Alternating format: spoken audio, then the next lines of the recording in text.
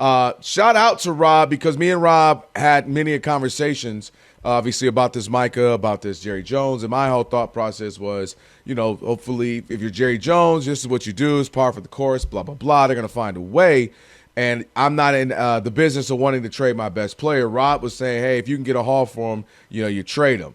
I think that ended up being split somewhere down the middle, because I don't think they got a haul for one of the top maybe 10, 12 players in the league. Sure. I don't think you got a haul for that. I don't think you got enough. And I still stand that, and I think you would agree, we talked about it, that fine, if you're going to trade him, why trade him now when you could have traded him earlier, right around the draft, and actualize those 2 first-round picks, right? You could have, hey, we got these things, we can turn right around and use them.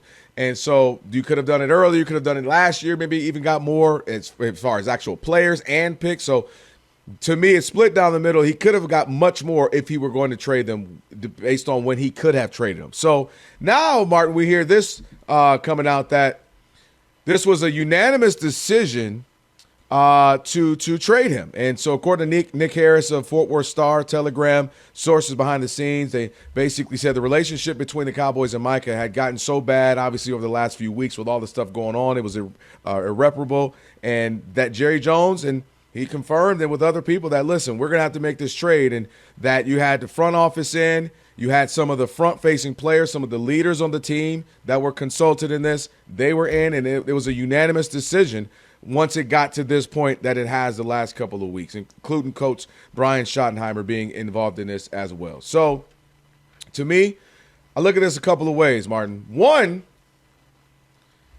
this is where we got to. I still stand, a lot of the portion is on Jerry Jones and the business and the way he handled his business and the reasons why he does what he does. That's how we got to this place where it became a unanimous decision. So when you don't trade him, when you had the opportunity, as we mentioned it, well, now you're kind of forced to get what you can get, right? We'll just take what we can get. When you could have had more people who were throwing out offers, had you talked about this a few months ago or even before the draft, more teams jump in, right? Hey, well, shoot, if Micah's up, I'll give you this. Sure. You could have had much more, a bigger field to choose from. So, number one, I blame that on Jerry and the way he handled it. You could have traded him a couple of years ago when your front office and your team came to you. Hey, man, if we're going to trade Micah right now, we know we got to pay him at some point. If we don't want to, this would be a great time to do it. He's young. He's 24. He's an all-pro. We can get a lot for him. Nah, we're going to keep him a couple of years. I'm going to sign him. That doesn't happen. You don't sign him. You trade. You don't get that much.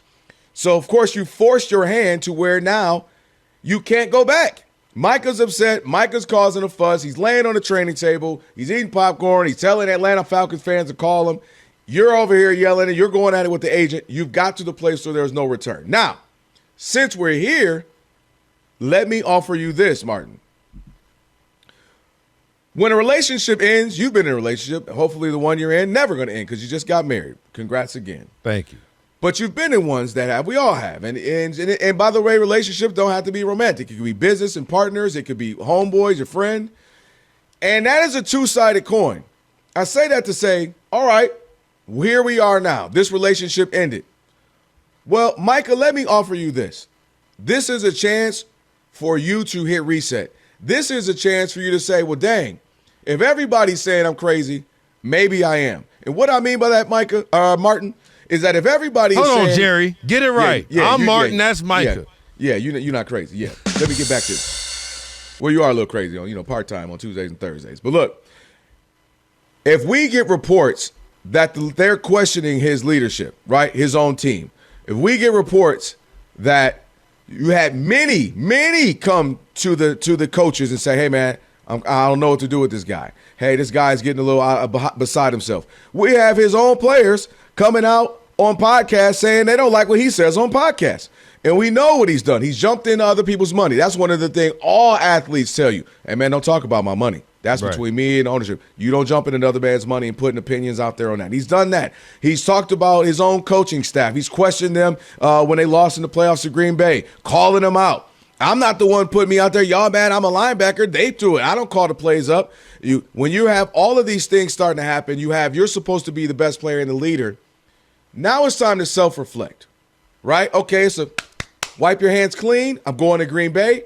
What do I need to do? Because there's two reasons why a relationship ends. It ain't just them. How do you improve? So to me, this reset, Micah, is a great time for Micah to look in the mirror and say, I got to become a better leader. There's ways I can get better defensively. And just because I can doesn't mean I should have a podcast, because I'm hurting my teammates' feelings. I'm putting things out there for fodder that comes back at them. Dak is all of a sudden getting shots, thinking I'm taking shots at him because I don't mention him in the top 10 quarterbacks. Sure. And now Dak is sitting there coming out of practice. We should be talking about what happened on the practice field. I got to answer questions of these. So you had your fun. Few years of the podcast. You did some good things with it. Great. Now it's time to buckle down, bunker down. And to me, it's okay for you to reset. It's okay for you to reassess. It's okay for you to switch up how you've been doing things. And to me, I look at this opportunity for Micah as well, because you don't come off this thing scathed or free and spotless and flawless. You've got some things you need to change. So I think what's fascinating is because we all were looking at this, again, this trade. Shout out to Ricky Smokes or Scoops or whatever his name was on Twitter a few days ago. But before that, and then Brian Kutengoose kind of not just outwardly laughing and said, "Oh, you guys are listening to Twitter trolls? Don't you know that's Elon's app?" And kind of giving it like not a non-answer. It's like, wait a minute, is this real? So we all kind of thought that the deal was going to get done this entire time. And one of the things that made me feel different about this the whole time, I've been working for people who have been locked in to every move of Jerry Jones for almost the last 10 years. And I've covered the Zeke negotiations from afar on a national scale. I'm not saying I'm in the Star or there every day, but I covered 2 Dak everyday news cycle. How are we getting this done? Covered the Zeke one. The one that made this different is when you looked at just the last 3 years of the Cowboys, especially the last 2 years of the Cowboys, as Micah Parsons' star began to grow bigger than the one that was just on his helmet, right? When Micah Parsons was drafted, you remember, he had sat out his COVID year. So he was kind of, and then was the 11th pick in the draft or 12th pick in the draft. So people were high on him as a prospect, but it was kind of like, oh, does he love football? All the things that people will say about any draft pick. Then he comes in, and I remember TJ Houshmandzadeh, who's on this network, told me after 2 games, Micah Parsons should never drop back into coverage again. That boy is a Hall of Fame edge rusher. I was like, oh, TJ, you're being a little – no. He's synced it. He's like that, right? He's like that, and to that point, Micah Parsons, since that point, has been like that. But the Cowboys – Jerry is the one whose name's on front of the check, right? Jerry's signing the front of that thing, not the back. He's not endorsing the check to cash it. Jerry's the one who's signing the front of it.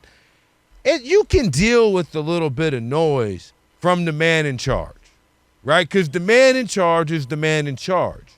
But by Wednesday of the Cowboys week, it's about what Micah Parsons had to say. And a lot of times Micah Parsons was saying, well, Jerry said we're all in. Where's the all in? Like this type of situation. There is no Tuesday owner conversation in Green Bay. Michael Parsons will be the story if he continues this podcast along the way. I don't see it stopping, for the record. But I also don't see, Michael Parsons ostensibly, in my opinion, has gotten a bit of a pass for the things he has said along the way, because Jerry is the foil on the other side of this thing. It's like if J.J. Redick had went on and won a championship in year 1, nobody would have gave him the credit for it, because everybody said, well, he's LeBron's guy. Even if J.J. Redick was instrumental in developing the talent and drawing everything up, and it's like you can directly point to why J.J. Redick did all these things that Darvin Ham couldn't, so on and so forth. Everybody like, that's LeBron's guy. He was going to win it anyway. That's kind of how it probably would sound.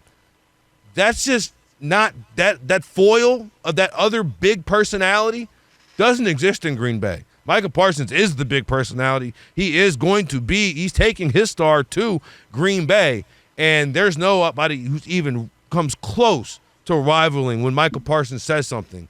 He's going to be the biggest voice in the organization. Absolutely, and that's why, to me, Martin, if he were to go there doing all that, it could backfire in the sense of I don't want to cut you off, but let's just say you say if. I don't think anything about Micah Parsons says he's going to stop. Do you? No, but there's a massive but, though. There's a point in everybody's life where you're offered an opportunity to say, maybe I can mix it up a little bit. Maybe I do the podcast in a different form. Nobody's saying don't ever speak about things, but the idea that you're speaking about your teammates behind their back is kind of crazy. And what I mean is, we just lose a game. You go on your podcast, we shouldn't have did that. I don't like how I ain't the one. That's different than if he goes on a podcast, say with me, you, and him, and we're talking about Marvel movies. So nobody's saying you can't do a podcast. It's in the sense of the way in which you're doing it and conducting business. You're throwing coaches under the bus. Nobody dude, we're supposed to be all in the bunker hole together, right? Me and you, if me and you were doing a show, obviously me and Rob Parker do a show. We got to be in this bunker together. And we got to hash some stuff out. All right, let's go do lunch. Me, you, Rob, G, what's up? What's going on? But the idea to go on air, he ain't here and bash him. I don't like, like, dude, come on. We're in this thing. Talk to me. Let's figure it out. Let's grow. Let's build rapport. Let's chemistry. And I'm saying that type of thing, especially in a town that is close-knit, in a town that doesn't have ownership, in a town that's kind of done it their own way. We're not a big city. We kind of have our own quirky ways. I think that could grow very tiresome. At least in Dallas, it's the Big D. It's got the Mavericks. It's got other things in the city. It's a lot going on. Dude, you come here with all that loudness. When we chill, you don't hear nothing. Jordan Love, he speaks, but he's never really saying anything crazy. And up until the last little bit, Aaron Rodgers wasn't saying much. I'm just saying that could be too much, especially for a guy who's new and doesn't have equity. You're not a draft pick. We haven't grown with you for 7 years. So that's what I'm saying. It's not that you can't ever talk about things, but, dude, questioning teammates and this and why we did that is usually taboo. Kelvin, you sure he didn't get equity in that deal? I don't know. He might have got some equity out of that deal. The ownership group is fluid in Green Bay. He might have got a little equity, as much money as they offered him and he signed for. I gotta check the CBA. To see if he can get some ownership by some other way, or maybe put in his mama name or something like that. My last point on this one, though, with the Micah thing and the Jerry and the unanimous, there are not many of these stories. However, in the time that Jerry's been there have been times, quite famously the one that comes to mind first, where Johnny Manziel, he said, I want Johnny Manziel and Stephen Jones, and ask anybody to tell the story. Jerry will tell you himself. Stephen Jones said, no, draft Zach Martin. Don't draft Johnny Manziel. And the rest is history. Zach Martin, all-pro, Ring of Honor guy, Hall of Fame caliber guy for the Cowboys. I think that Jerry, when he says this was a unanimous decision, I believe him. him. Well, what I just heard you say was maybe I should listen to Stephen more. That's just what I heard. I just heard you say maybe I should continue to be the owner, the marketer, the guy who helps prop up the Cowboys, but maybe I should let Stephen just GM. Well, hey, wouldn't that be a novel idea? According to what we heard yesterday, Stephen was unanimously in on this, so he did. Well, I'm saying in all facts, you do, because Sure, we could have been sitting here talking about Johnny Manziel within the 30 for 30 with the Cowboys had it not been for Stephen. So might want to listen to his son in this case. All